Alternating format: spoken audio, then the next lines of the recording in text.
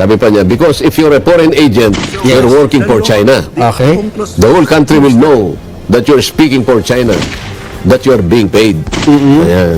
Sabi, kung pinag-uusapan lang, akala mo naman kung napaka-neutral niya na kung ano-ano na. Ewan ko, kung ano ba talagang layunin niya? Bakit babansagan mo isang taong naghahanap lang ng clarity halimbawa? Oo. Ba't mo sasabihin pro-China naman? At saka bayaran. Ba sasabihin mo maaaring binabayaran yan? Kaya nakakalimutan niya. O baka alam naman niya. O nakalimutan niya sandali. Na yung anak niya ay nagtuturo sa University of International Business and Economics doon sa Beijing University. Hindi, ibig ko sabihin, binabayaran ka ng China, di ba? Hindi ka kaya At pagkatapos, di ba, ang dito sa sigalutan sa South China Sea, claimant din ng Vietnam eh. Oo, tama. Dapat sana magpaka-neutral na lang siya eh. Oo. Kasi ang asawa ni Justice Carpio, Vietnamese. So claimant. Tapos, ano ba? Meron akong napakinggang interview kay retired Supreme Court Justice Antonio Carpio. Kung hindi ako nagkakamali kanina or kahapon, na ang sabi niya, siguro panahon na para amyendahan itong Foreign Agents Act of 1979. Ito po yung batas kung saan ay merong mandatory registration, ililista, itatala ang mga agents o yung mga tao na ginagamit ng mga dayuhang bansa para mag-lobby, magpahayag ng mga interes ng dayuhang bansa. Bakit? Ano bang context ito? Parang ang pinaparinggan niya rito ay gumagamit di umano ang China ng ng mga trolls at ng iba pa para yung kanilang narratives ay ipakalat sa ating bansa.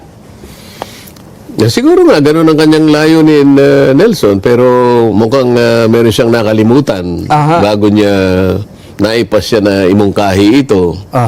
Kasi sinasabi nga na kailangan ma-revise yung ating Foreign Agent Registration Act. Oo, 1970 rin pa pala.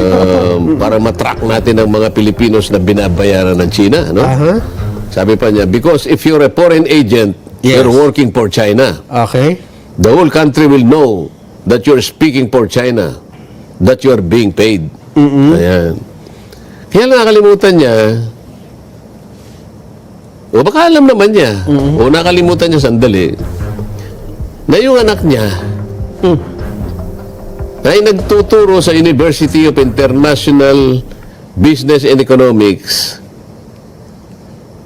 doon sa Beijing University.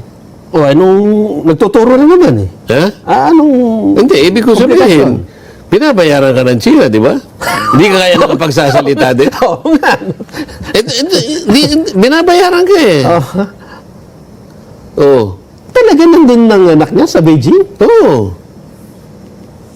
At pagkatapos, di ba, ang dito sa sigalutan sa South China Sea, claimant din ng Vietnam eh. Oo, tama. Dapat sana magpaka-neutral na lang siya eh.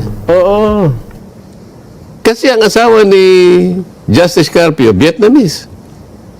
So claimant. Tapos, ganun ba? Ibig ko sabihin, kung pinag-uusapan lang, akala mo naman kung talagang napaka-neutral niya na kung ano-ano na.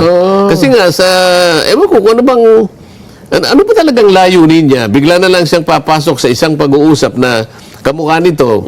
Ako naman, naghahanap lang naman ako ng katotohanan. Dinidiscuss lang naman natin kung anong dapat natin gawin. Para sa ganoon, lalo nating palakasin ang pundasyon ng claim natin kung nakahanda na tayong makipag-usap talaga. Yung mga hindi natin nakikita, pakitingnan nating mabuti, ano man ang masama doon at bakit babansagan mo isang taong naghahanap lang ng clarity halimbawa? Ng solusyon sa pwedeng sabihin ng kakausapin nating mga tao para nakahanda tayong lahat. Ba't mo sasabihin pro-China naman? At saka bayaran. Ba sasabihin mo maaaring binabayaran yan? Ito pa namang napakaliit na usapin na ito, kinakailangan bayaran ka pa, makukuha mo na mo talagang mag-aaral ka. Ang problema, silang nagumpisa kasi nito eh. Nagkamali sila mula sa kanilang pananaw na yung exclusive economic zone ay parte ng ating teritoryo. Dito siya unang nagkamali. Ngayon pinipilit niyang ayusin. Ewan ko, paano mo pa may tutuwid dito? Nasabi mo na noon pa. Oho.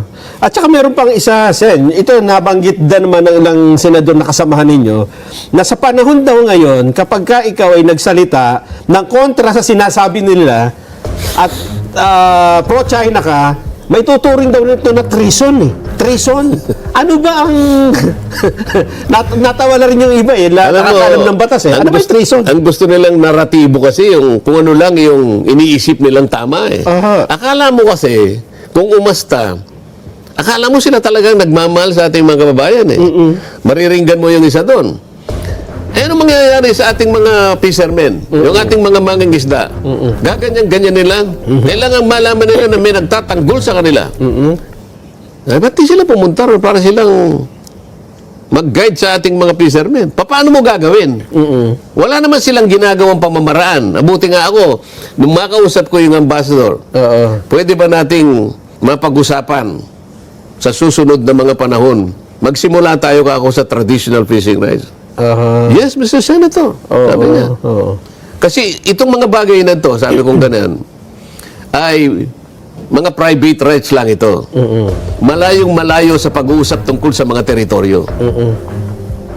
Kasi kako nagawa nyo sa Vietnam. Ayun nga, oo. Nagkabarilan pa kayo dyan eh. Nagkabarilan kayo dyan. Pero nagawa nyo ng paraan. Naayos nyo yung pangisdaan sa inyo. Totoo. Meron din kayo sigalutan ng India. Naayos nyo rin. Nagkabarilan din doon. No, kanyo. Kamuntik ng nagjukler.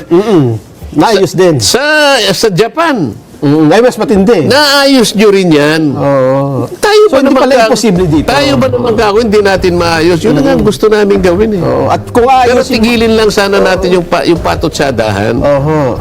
At noon sa dinidiscuss ko pati nga doon sa oil exploration Aha. at saka yung gas exploration, pinakita ko yung dalawang mapa dated 2013 and 2024. Sa pagdaan ng panahon, kahit na nagbarilan, naggera ang Vietnam at saka ang China, nagawa pa nilang ayusin ang kanilang na-manage nila. Hindi ko sinasabing naayos. Na-manage nila kung ang pag-uusapan ay yung ikauunlad ng kanilang bansa. Parehong napakinabangan. So kapag ka pala pinag-uusapan national interest, pwede nilang isang tabi kahit sandali lang. Ilan ang oil exploration sa Vietnam? Ilan po? 60 to 70 explorations. Wow! Ang dami. Ganun kadami? 35 to 40 Oh. oil and gas Na- exploration. madami pa rin, Vietnam. Malaysia, 60 to 70. Aha. China, 60. Pilipinas, tanungin mo ako, Ilan? 12. Meron din. 12. Ikumpara mo sa 35 to 40, Oo, sa bagay, 60 to kukunti. 70. Oo. Bakit? Patutsada tayong patutsada. Kapag ang kapakanan ng bansa ang pinag-uusapan, pwede nating isang tabi sandali. Pwede tayong mag-usap Oil exploration ito Oh. Ano ang problema natin? Halimbawa, pinag-uusapan natin kanina yung Mischief Reef. Ano bang problema doon? Ano po? Meron na sana tayong nasimulan na oil exploration. Tama, dun tama. Sa, ito yung napagkasunduan na yan eh. ito yung lugar ng service contract number 72. Number 72. Dahil wala na tayong oras, alam mo, i-discuss natin ito kahit isang buong araw. Aha, ang haba. Ha?